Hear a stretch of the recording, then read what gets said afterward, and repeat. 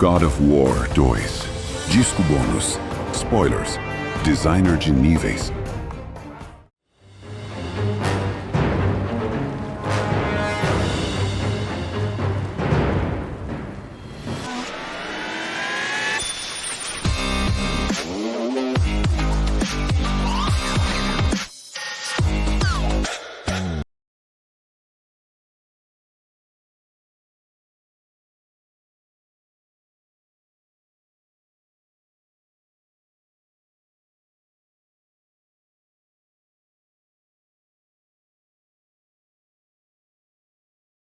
Level design is a lot about coming up with the puzzles and the layout and the pacing of an area and coming up with the themes and how they integrate with the story. I worked with Corey to kind of pace it out on paper in a very, very rough form. Corey figured out what he wanted in the script, and then we agreed upon different worlds and kind of the scale of the worlds, what mechanics we wanted to introduce in those worlds, and then set up the layout to facilitate that.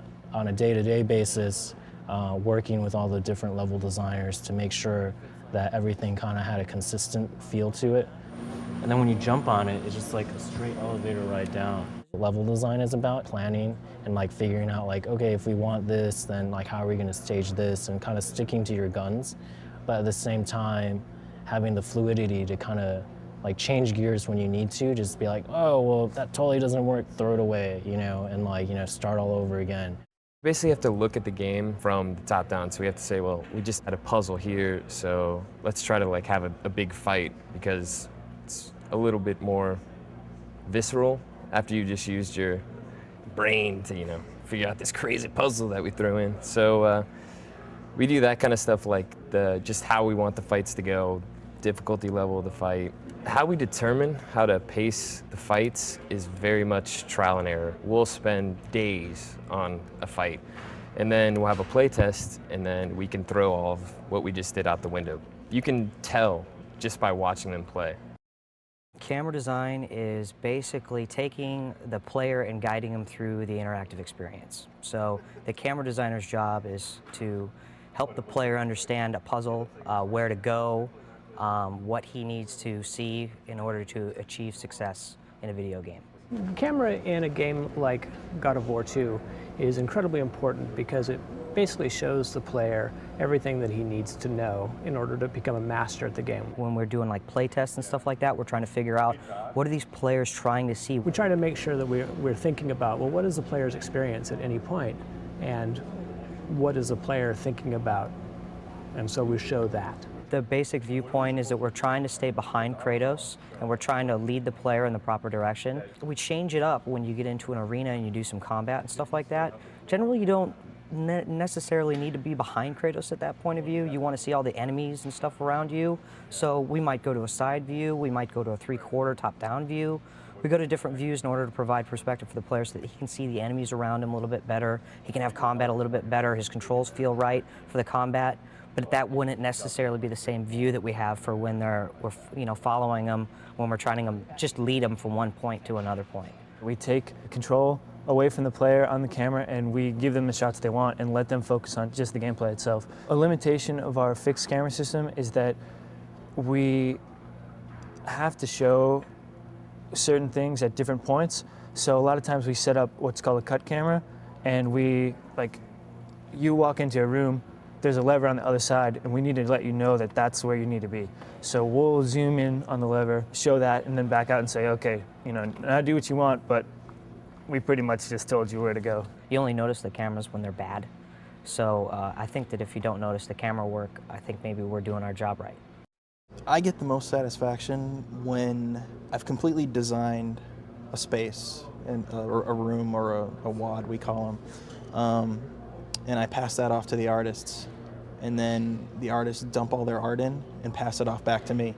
And it's the first time I see it, and it's all fully arted, and I'm like, whoa, this is what I designed? This is what the artist did with that space? This is the sheet version of the level. This is the start point and the spire. It's just a sandbox for us to go in and figure out exactly how the design is gonna work. This is after the sheet version that I just showed you was sent off to the artists and then returned.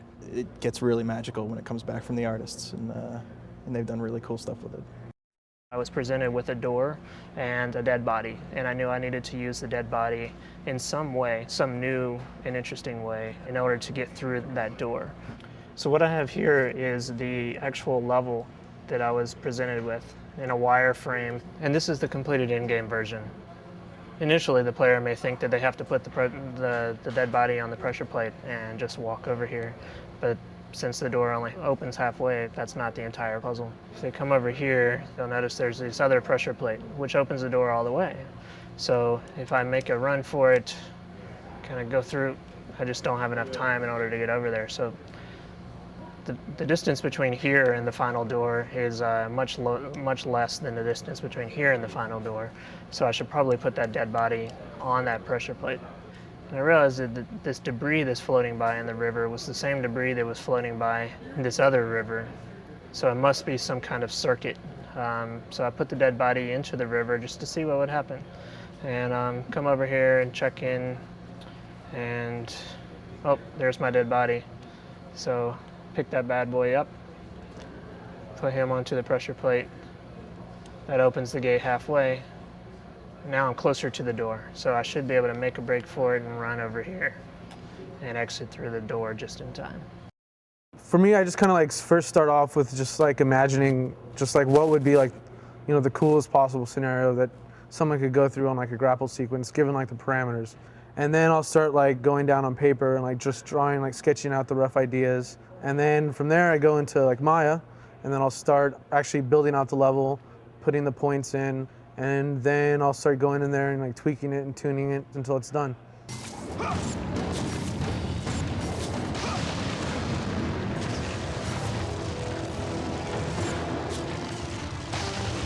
I was thinking like, wouldn't it be cool if something else is kind of going on in the background, something else to kind of like, as you're going through this, you're like racing against this other, basically like a fuse on a bomb or something. That's kind of like the idea I was trying to go with.